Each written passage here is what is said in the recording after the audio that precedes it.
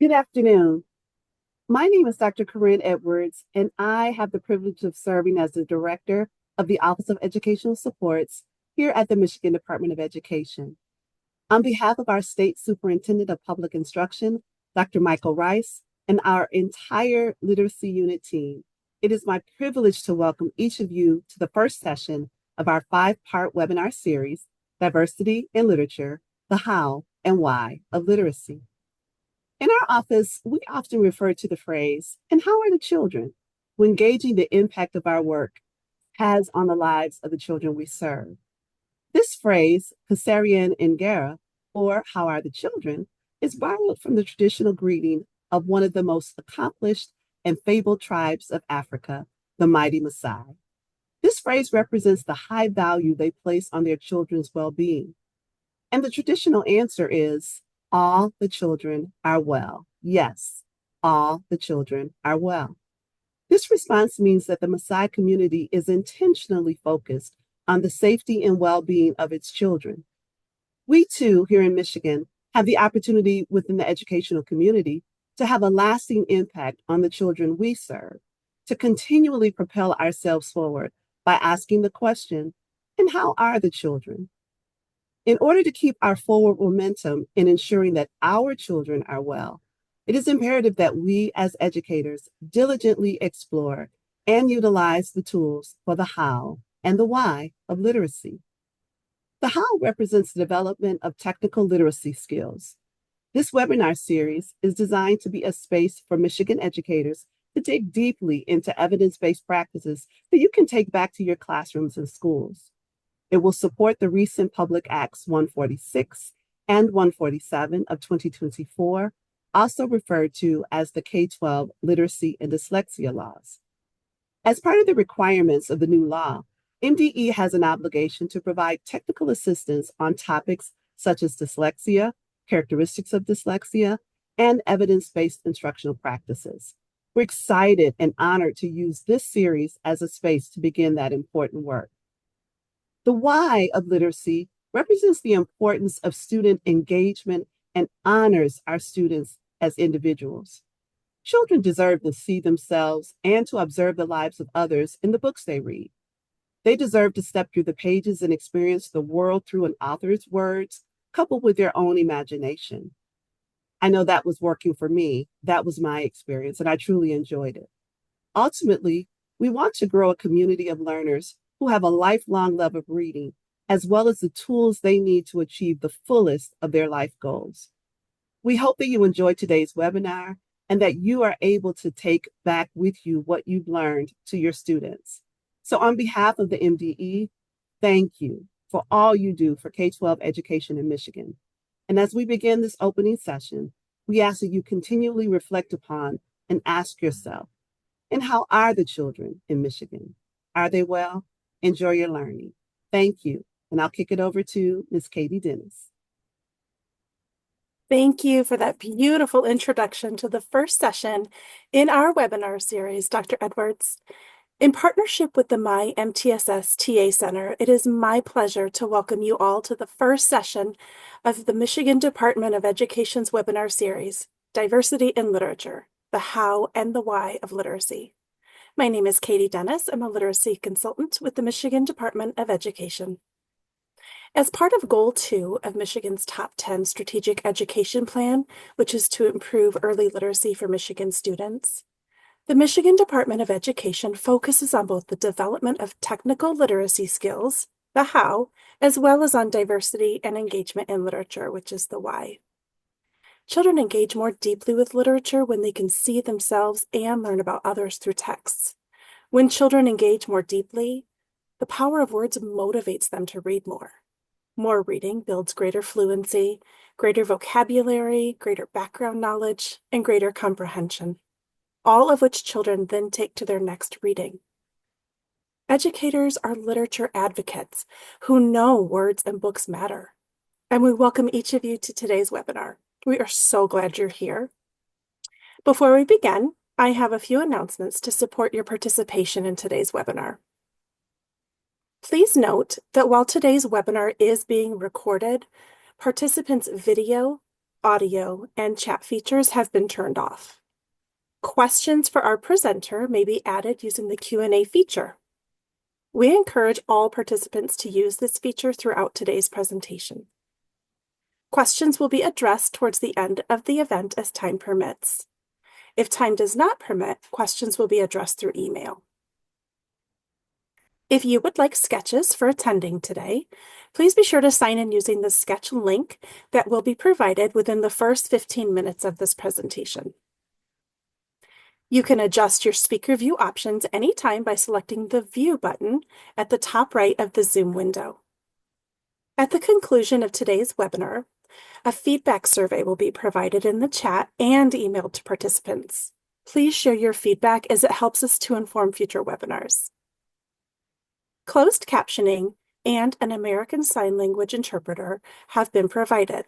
If closed captioning is not automatically visible, please select the Show Captions option. Our American Sign Language interpreter for today is Jennifer Atherton.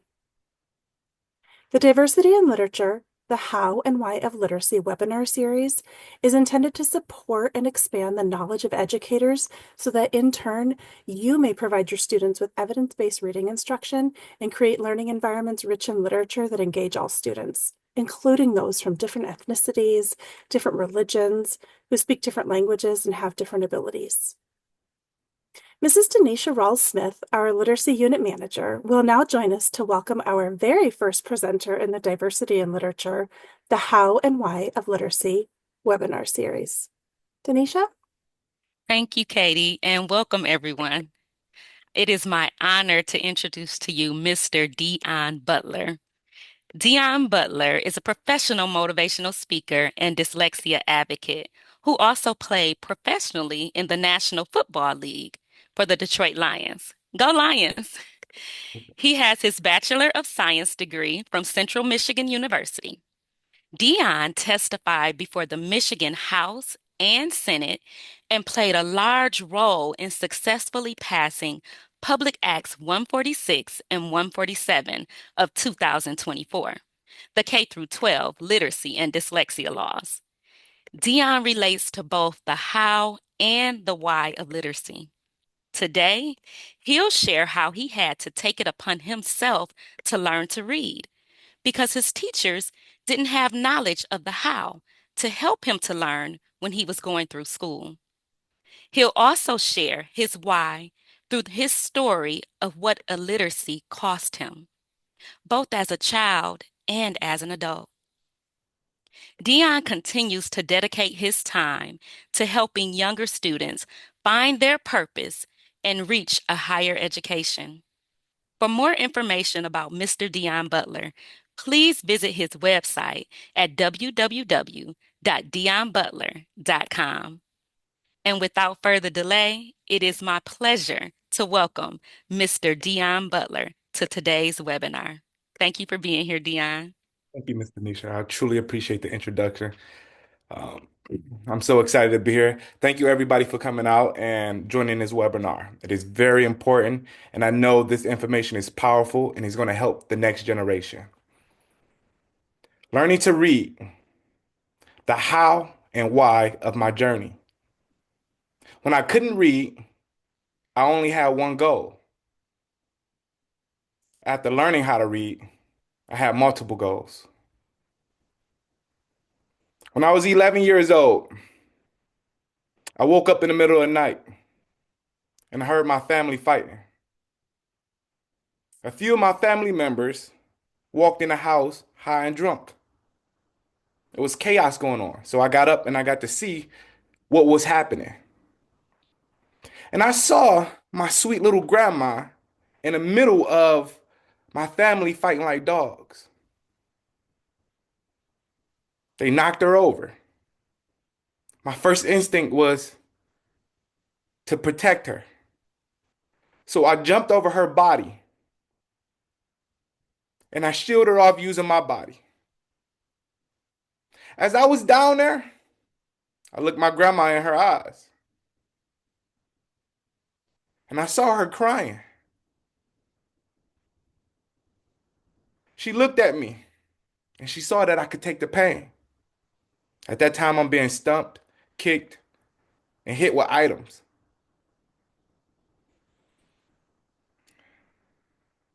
I knew at that moment that I needed to do something. I lived with 14 people living in a two-bedroom house with one bathroom. I lived in the ghetto, which is the poverty, low-income houses with rats and roaches. I knew for a fact that I needed to do something. So I either could play football or sell drugs. I picked football. I picked sports. And as I got in high school, I realized I needed a 2.5. So I strategized. I go to class every single day. Perfect attendance. I would participate in class. Participation points. I would turn my work in right or wrong, no matter what. And I also would be the teacher pat by just letting the teacher know that I am here and I am trying my best. I got the 2.5. My goal was to go to the NFL. So I became a superstar in sports, in basketball and football. At the end of my season, I was being pursued by all these college coaches. I was hearing that I can go off to college. I started scaring myself because I thought you had to be a genius to go to college. I knew the truth. I couldn't read. I couldn't spell. I struggled. And I did everything I could just to get that 2.5. So one day, I walked in the house and I told my grandma, I'm not going to college. I'm going to sell drugs. This little sweet old lady transformed to beast mode. She heard the fear in my voice. She choked me against the wall and she spoke like life into me. It's like my ancestors were speaking through her. My grandma believed in me, even though I had a learning disability. My grandma believed that I can be more in life. My grandma believed that I had a purpose, but I didn't believe it. So I decided to go to college and play football at Central Michigan University. Could we change the next slide, please? When you can't read, you become one-dimensional. I thought the NFL was my only option. I thought going to the NFL was my only option of getting my family out the ghetto. So I worked my butt off. But college wasn't like high school. I tried to use that same strategy, going to class. I tried to participate. I even asked for help. None of the methods worked. None of the methods fixed my reading problem. And on top of that, I was struggling football. I was ready to give up. I was ready to quit. But then I started hearing rumors. Oh, Deon ain't gonna graduate.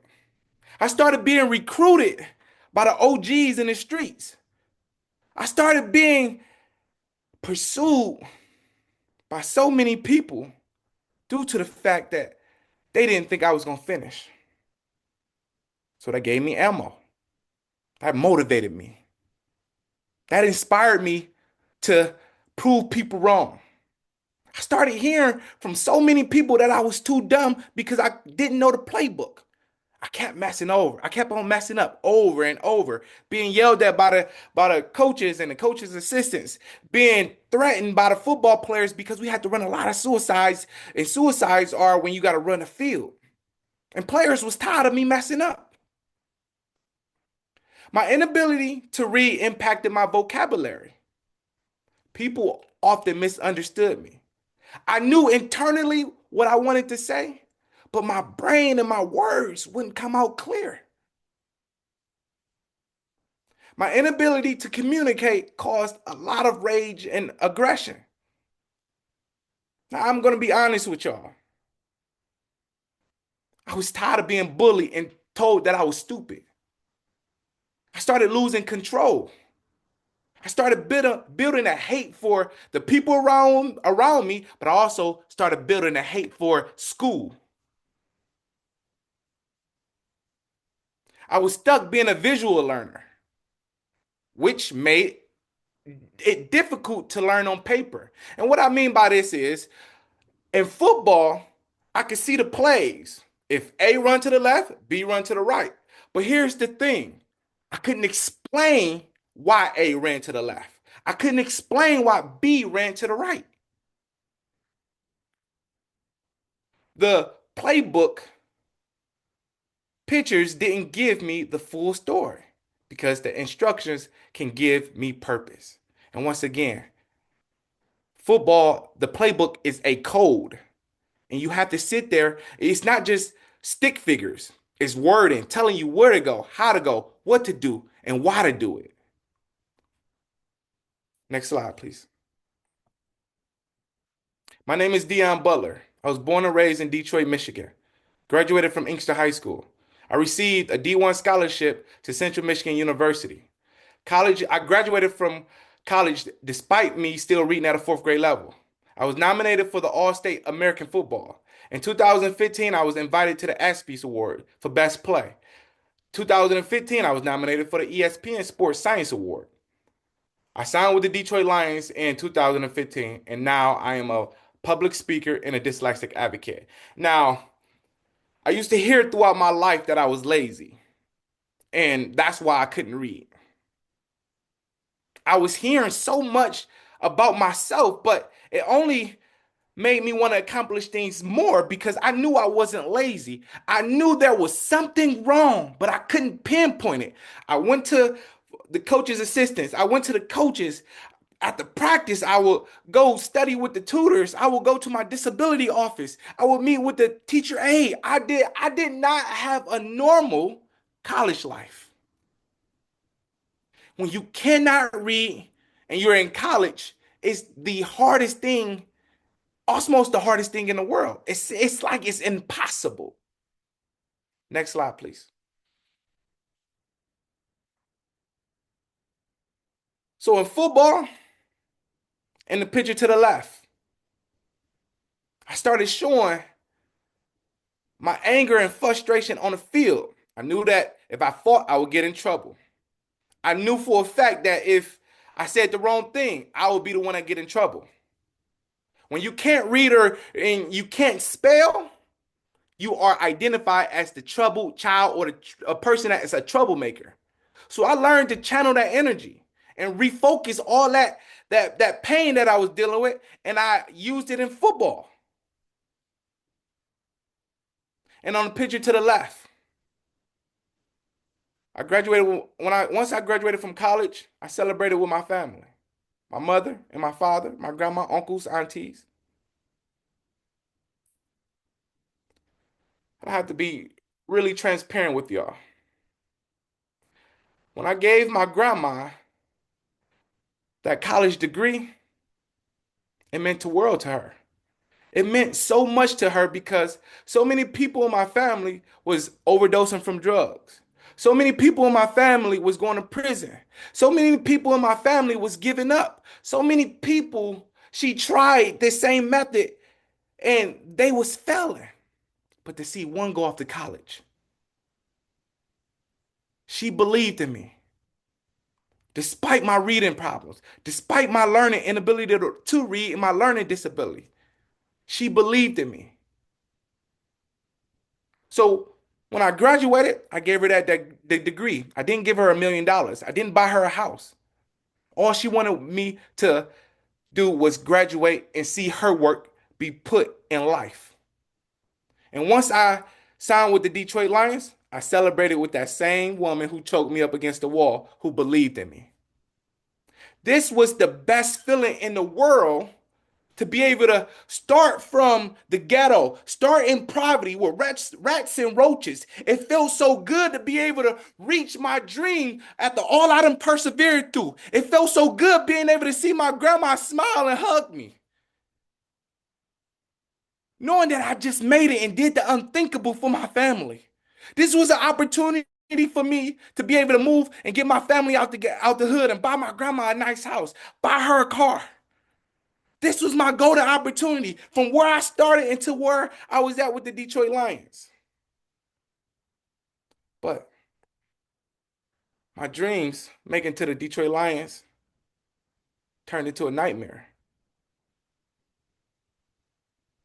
because the NFL playbook was way much harder than the college playbook. In college, the coaches was prepping me, holding my hands, teaching me left from right, east from west. The coaches was there helping me throughout that 5-year process. But in the NFL, it's a business. And it's a room full of grown men who all are fighting for a spot to provide for their family. So it crushed me to know that I'm about to battle this again. It crushed me to know that I got to go through this all over. Next slide, please. So when I got released from the Detroit Lions, my agent called me. Say, hey, Deon, Detroit want to give you another chance. My agent say, hey, Deon, you got so many NFL teams are interested in you. But I realized a few things. I'm going to always have to battle with this playbook. I cannot read. Once I step into the world, it's reading everywhere. And I'm struggling still reading at a 4th grade level. And to remind y'all, at that time, my grandma passed away. My mother passed away. Everything that I worked for, everything I was trying to provide is gone. So I no longer had the desire to play football. My agent was like, are you crazy? But nobody understood this storm that I was battling with. I did everything that I was supposed to do, and I still can't read. I heard that you just supposed to read it, you just catch on to reading as you get older. That wasn't the case. High school, it didn't click. College, working with my disability, asking a teacher for help, asking so many people for help. It didn't click. And it surely didn't click when I made it to the NFL. So yeah, after the Detroit Lions gave me 3 opportunities, I walked away. Because I got my degree, I decided to go right into what I love to do, which working with kids, inspiring. I worked as a program director for 3 years at an after school after school program. And it was one of my best years ever. I saw the work that I was doing. I was going out into the world and I was helping so many kids become more in life. I was busting my butt. I looked at it as I was playing football. I was busting my butt. Everybody wanted to sign up for this after school program. I'm changing the entire system with all the energy that I'm bringing in. Parents, everybody wanted to be involved with Deon Butler program. So when it was time to get that promotion, I wasn't able to get it. I couldn't explain or express my words on paper in the job description. I couldn't go into detail about the things that I was doing. And when I saw that I couldn't break through and go to that next level as a program director, I said, okay, well, it's time for me to take my talent somewhere else. So I became an education liaison, working with kids in troubled youth, kids that need foster homes, kids that need a mentor. And this has to been one of my best jobs that I work. I'm going into homes that have absolutely nothing. That reminded me of my homes. So I feel real comfortable. I'm changing lives and I'm getting kids to go to school. I'm going all out.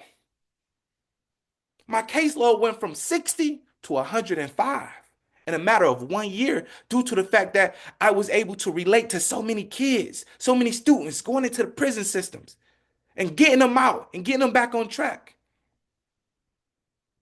Once it was time to get that raise, my supervisor said the same thing when I was working as a program director. Deon, man, we love what you're doing. Everything that you're doing is what we need. But you're not expressing yourself in the job description. Deon, you're doing a phenomenal job, but we need you to express yourself and we need you to express yourself on paper and also put it in the computer what you're doing so I can send it off to my boss, right? When I seen that I couldn't get that promotion, it only made me more frustrated. I have a house, I have a wife, I have a car. I'm working minimum wage. I'm doing everything that I can. I'm going all out. Blood, sweat, and tears for everybody coming home being drained. And I'm still not being rewarded for the work that I'm doing. I hit a ceiling. So I got tired. I got tired of fighting. So I turned back to the streets. I'm from the streets. Why not go back? I started selling drugs. And listen to me. I was making so much money so fast, and I didn't have to write a report. I didn't have to write a report at all. I didn't have to go to anybody about it. Did I want to go to the streets? Absolutely not. But when you got a family, you got to provide, and you can't read, you can't spell, I'm failing myself and I'm tricking myself. So I got to be able to keep my beautiful wife, keep this home, and keep this car. Next slide, please. But then the pandemic happened. My wife came to me during the pandemic and said she was pregnant. I instantly had this anxiety feeling that my child was gonna have to face the same thing that I faced. I went within myself and said, "Ma'am, I can't read. What if my child asks her mother, why don't daddy read to me?" And I started having all this pressure built up from education. So I went to the trails. And I just started talking to God. God, I've done everything that you asked me to. God, I did what you told me to do. Go to college. Stay away from the drugs. I stayed on the right track to get my family out the hood. I did everything I was supposed to. Why can't I read? And God told me to go tell my story to the world. I faced a lot of problems during that time. Then God saw that I was serious. And he sent me a tutor. Learning how to read for my daughter. Miss Susan, who tutored me, introduced me to the Orton Gillingham. So please excuse me if you see the frustration on my face because for 27 years, I never knew that there was tools to learn how to read. I never knew that there was tools to learn how to read. So when she introduced me to the Orton Gillingham, I sat there for a minute. I started crying even more because I realized that this was the problem. This was stopping me from providing for my family. I could have paid for my mom rehab if I had these tools. I could have changed so many people's lives. I could have seen my grandma's face smile when I gave her that check and bought her a new house, but I didn't get to do that.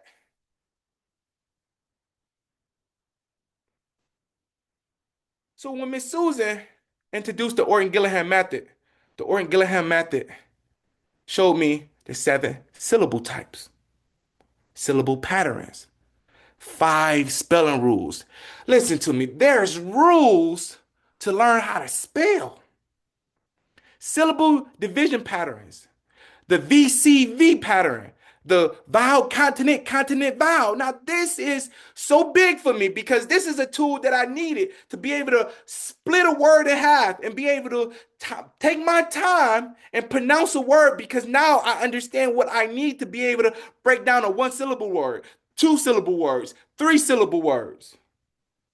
I started seeing this work in the first 3 months.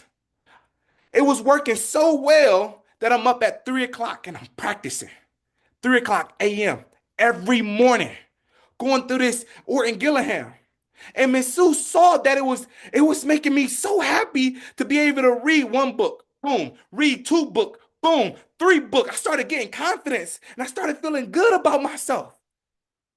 I used to only listen to the Bible. Now I was reading the Bible, decoding the Bible. The football playbook is a playbook full of decodes.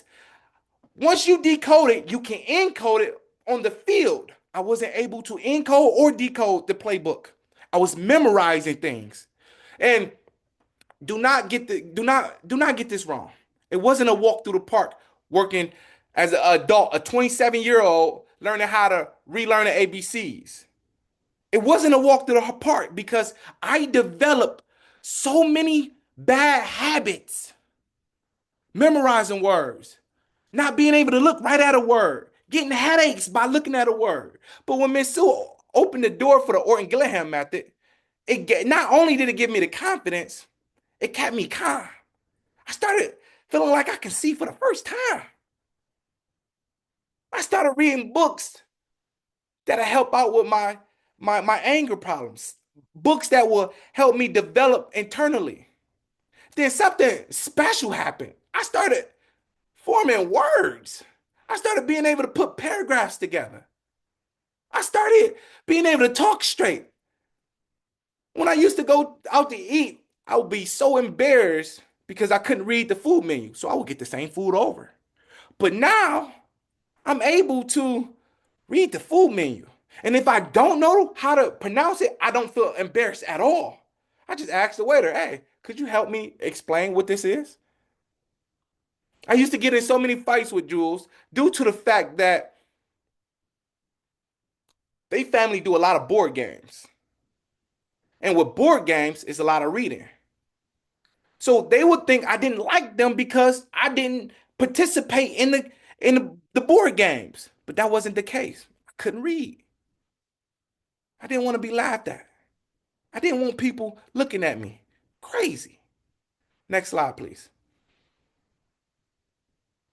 Then I was able to read a book to my daughter. I saw myself read my first book to her when she was an infant.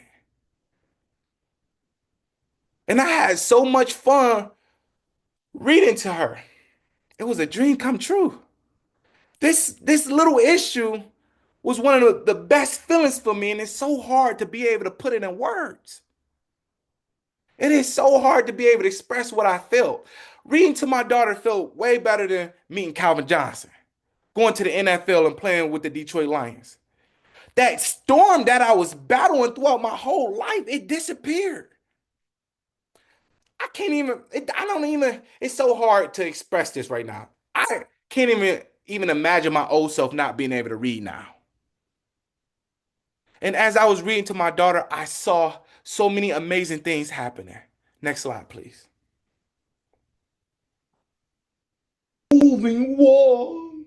Do they dare? Oh, it's a spider. One with a flashlight, one with a stick.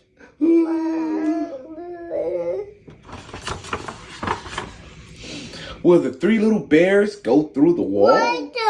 Do they dare go into the spooky old hall? What is that? I'm scared. Are you scared? Yeah. I'm scared.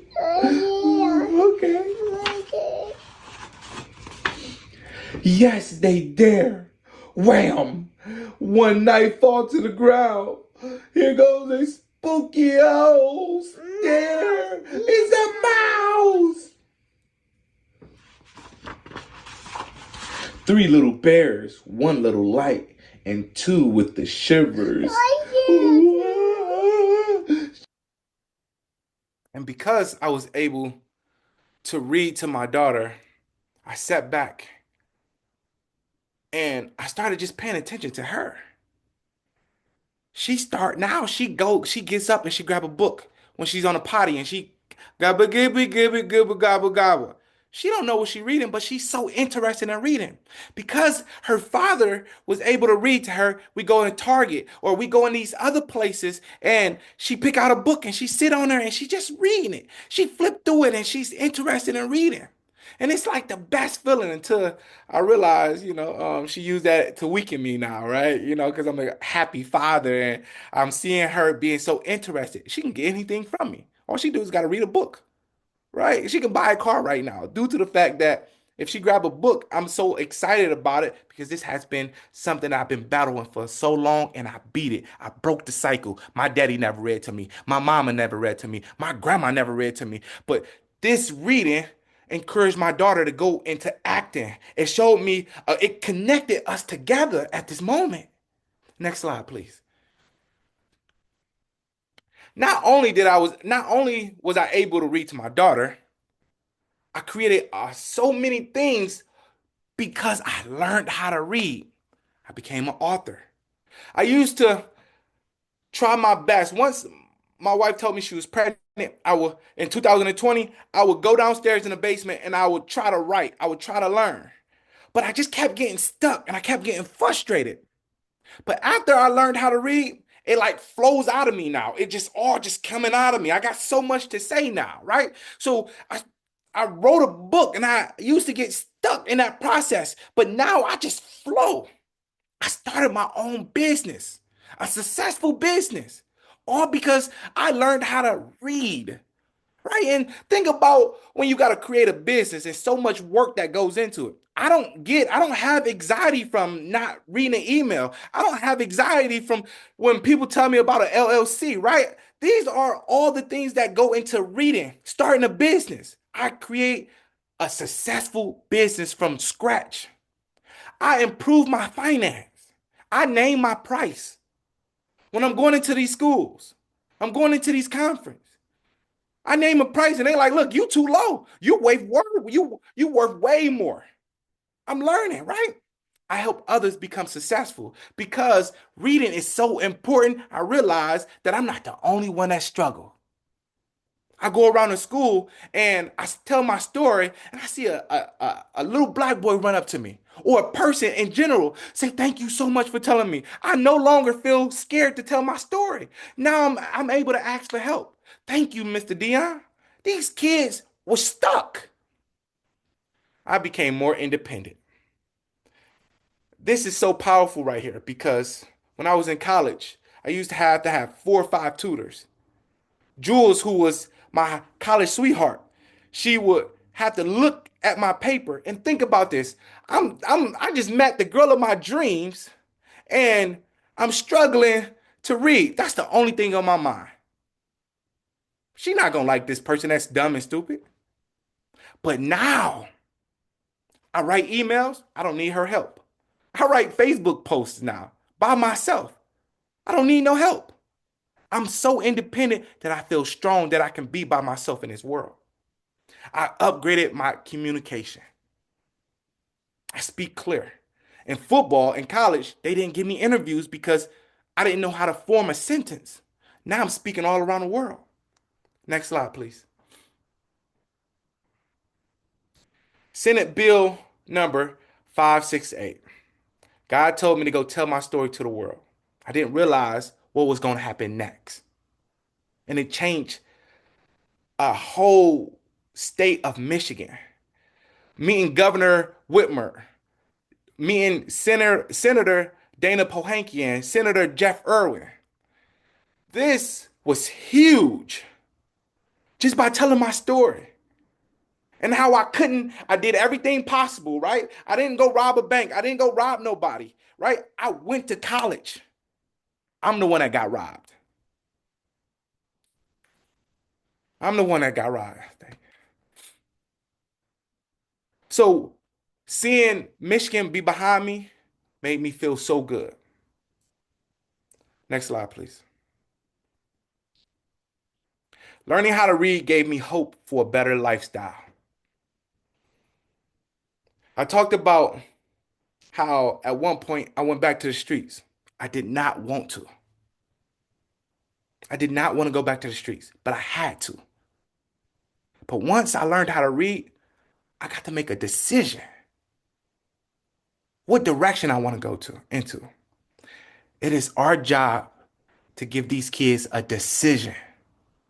A lot of kids that's in prison, they didn't have a decision. They still reading at a fourth grade level. A lot of these people that's in this world that's working minimal jobs, they don't realize they might be dyslexic or they didn't get taught how to read. It is our jobs as educators to provide this information to our peoples in this world. My name is Deon Butler, and thank you so much for your time.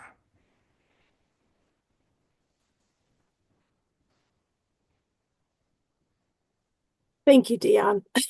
You're gonna have to excuse me because I mean your story touched me, and I know that it did with everyone on this call as well. Your story of the how and why of literacy on your way to learning how to read. Deon, your passion and your activism, it shows through, and it definitely has helped lead the state of Michigan to success with its K-12 children.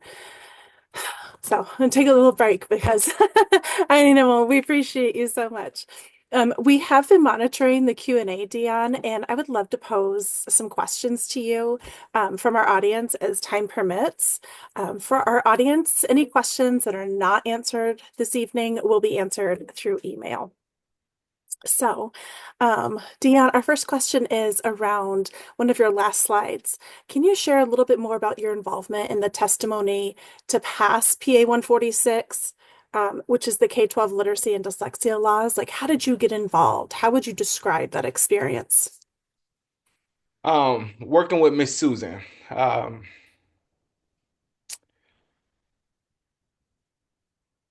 It was once I started telling the world my story, people started listening. And I'm sure that it raised a lot of red flags. So once I was able to get in front of the Senate working with Joe Tate, he heard my story. And it resonated so much with our youth. So it was so powerful that it caused a lot of noise, should I say, right? And because we passed the law, now there will be funds to catch what people didn't catch in myself. And you don't need to be dyslexic, but it will provide tools for people that struggle with reading, like the science behind reading. Does that make sense? So it was a phenomenal experience. I loved every moment. It was a roller coaster ride, and it was very difficult to sit in front of so many people and say, "Hey, I struggle as an adult to read." But it was a reward that I was willing to do again and again and again. We are so grateful for your work behind that. So thank you. The next question is, how old were you when you realized that you had issues with reading? I knew in elementary. Um, Once I got a middle school, I would go and I would practice because that's where you got to read out loud. I would get bullied in middle school so much, then I would turn around and get bullied at home. So I'm like, okay, I am stupid. I'm listening to everybody saying I must be stupid. Then in high school, I said, you know what? I'm not letting this happen no more. It's no way that I'm about to get bullied, let people know that I struggle reading. So I started learning how to strategize and blend in. So elementary, I knew that I struggled because in elementary, you practice reading as well. But middle school is really when I had that, all right, enough is enough.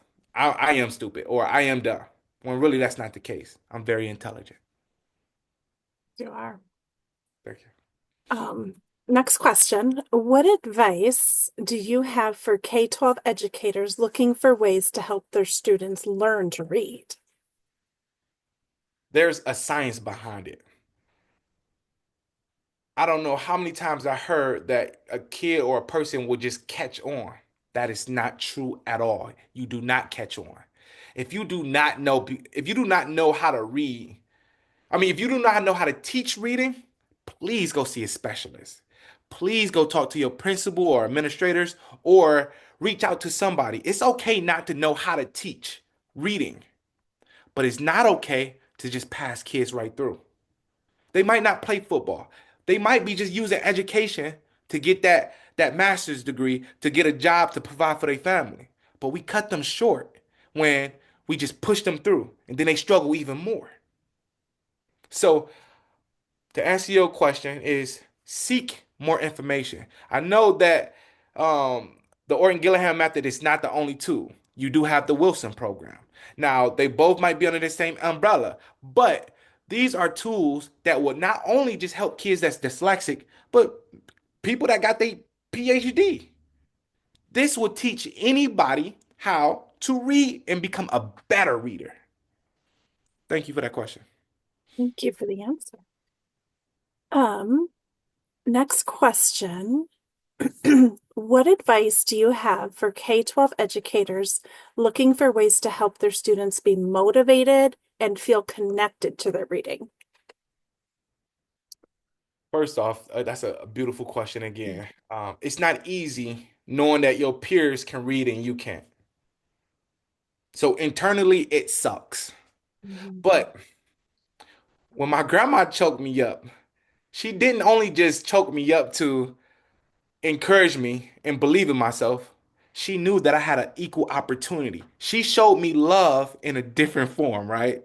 She showed me love and she showed that I can be more in this world. And she was right. So, as an educator, I'm not saying choke your kids, but be with them. Let them know that they are just as intelligent as any other kid that's in his class.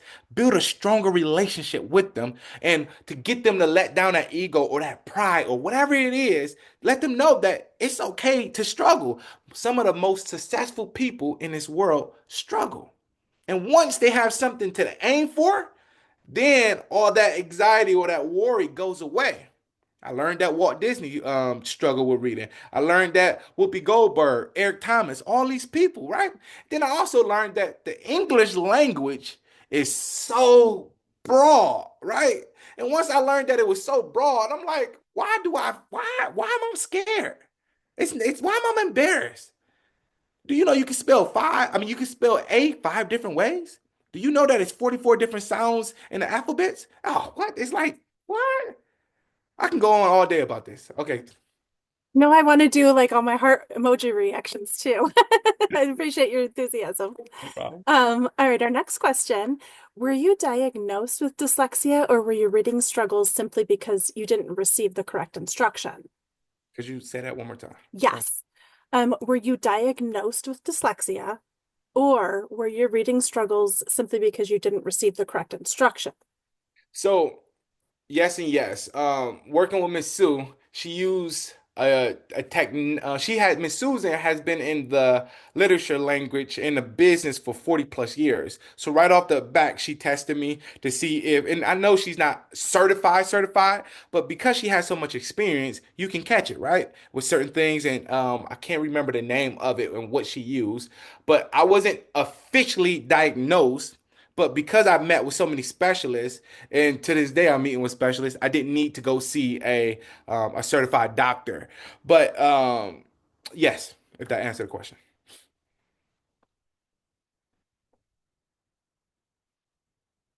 It does. It does answer the question. Next question. What year approximately were you diagnosed with dyslexia, or did you have this realization that you struggle with dyslexia? In 2020 during the pandemic, 2020, once my wife told me that she was pregnant, I faced the truth. I I I have been lying. I had covered up so much that I kind of forgot that I couldn't read, right? I did a good job of trying to blend in with the world and accepting that it's gonna be tough and I gotta find a way to work around it. That I got so good at it that I forgot that I couldn't read.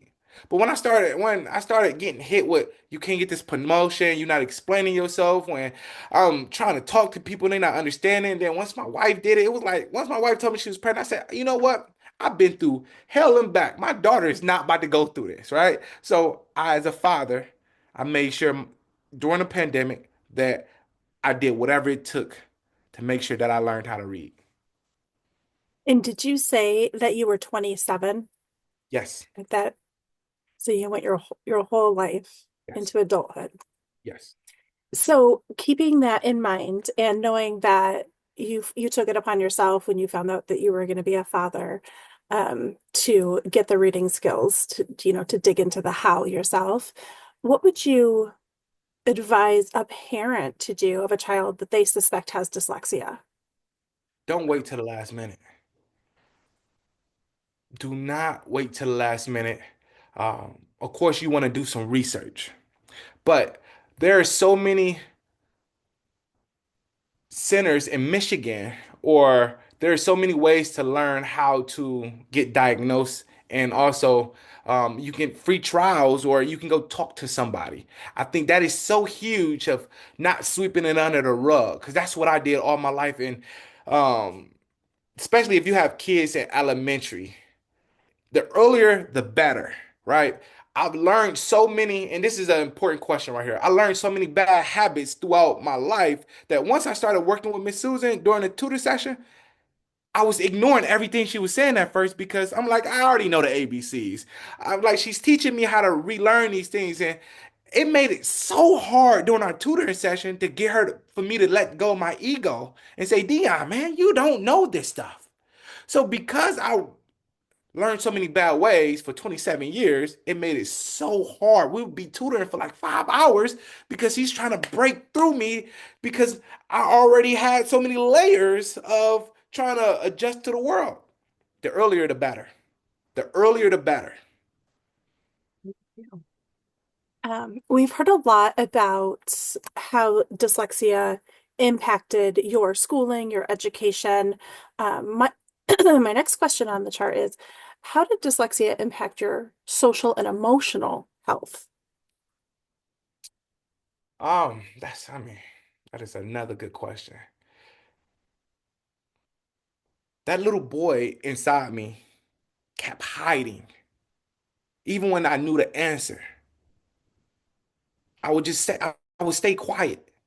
And that's the worst feeling in the world when you know you brave and you strong and you know the answer, but in the back of your head, it's like you can't read.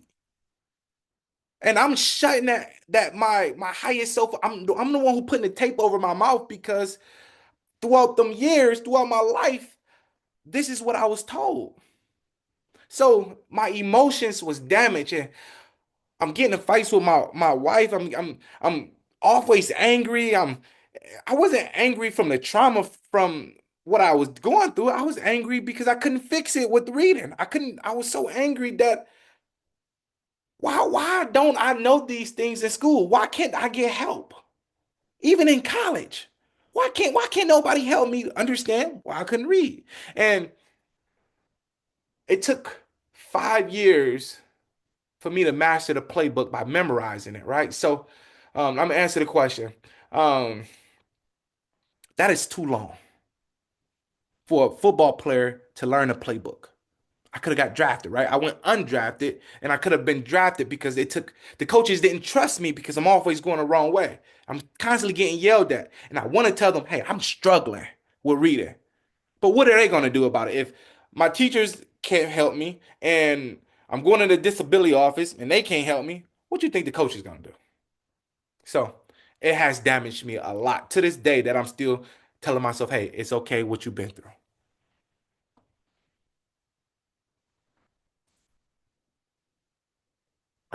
It is okay, and we appreciate everything that you've shared with us this evening.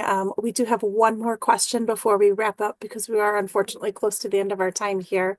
The last question here, Deon, is you mentioned that learning to read made the storm disappear. Any final words you have for us today now that your storm has cleared? And what advice would you give to little Deon? I am so much happier. I walk Mhm. around and I'm just smiling. I'm Mhm. reading every book that I can. Ah, I mean, I wish my grandma could see this. I know she see this, and I wish she can be here physically. I wish my mom could be here physically and see the things that I accomplished reading at a fourth grade level, but the things that I'm accomplishing now, right? Being known for education, right? Being known for somebody that can read, somebody that can fight for the law, being a part of a movement, right? Knowing that I'm a part of a community and I am welcome. That storm is gone. Like, when I walk into these meetings and I'm going into these business meetings, they can't talk over me. I hear every single thing. I understand every single thing, even the coding, if that makes sense, right? So that storm is like, hey, man, listen, we no longer can break you. We gone. We gonna go find somebody else. And um, I'm happy. I'm happier. My marriage is healthier. My physical, mentally, spiritually, I am happier. I am glowing everywhere I go. It's nothing nobody can do to break my spirit anymore because I done been through so much. But it was that last piece that completed Deon Butler. And if I could see when I do, as I speak every day to little Deon, I give myself a hug and I cry. I cry with him. I don't push him away. I don't shut him up. I allow him to express himself with words. And he's one happy little boy. Well, thank you for sharing your story and your knowledge with us. Your work is important to Michigan's educators and leaders. It truly does support literacy, teaching and learning throughout the state of Michigan and all of its classrooms. We sincerely appreciate you creating this presentation in support of our efforts, sharing with us, being vulnerable with us, and showing here that our efforts at the Michigan Department of Education are just going to continue forth. So thank you. And I just wanted to thank also the MDE, the literacy unit staff, my MTSS TA Center staff, everybody on this team for their work in moving diversity and literature forward. And thank you to our attendees for listening and learning with our team throughout today's session. State Superintendent Dr. Rice reminds us that educators are literature advocates. They know words and books matter. We are proud to support the full range of our diverse 1.4 million students in our Michigan public schools and help them navigate their increasingly diverse world. The diversity of Michigan's students compels educators to focus on both the how and the why of literacy because words matter and voices do too. To continue your literacy learning with us, we ask the audience to please join us for future diversity and literature, the how and why of literacy webinars. Coming up, we are pleased to present the next session, which is a presentation on the Dyslexia Handbook, Part 1. We will be presenting that in 2 parts with myself and Sandy Youngert, another literacy consultant here at MDE. The first of those 2 sessions will be on March 27th from 4 to 5 p.m. and the registration link can be found in the chat. Thank you again, Deon, for joining us today and for everyone on the call and the work that you all do for Michigan students. We ask that you complete the feedback survey that will go into the chat for this event, and we will be able to email you with any other responses or answers that you require when today's webinar is officially closed. Again, I can't thank you enough. The educators in Michigan cannot thank you enough, Deon, for sharing with us today. We hope everyone has a great rest of their day. Bye-bye.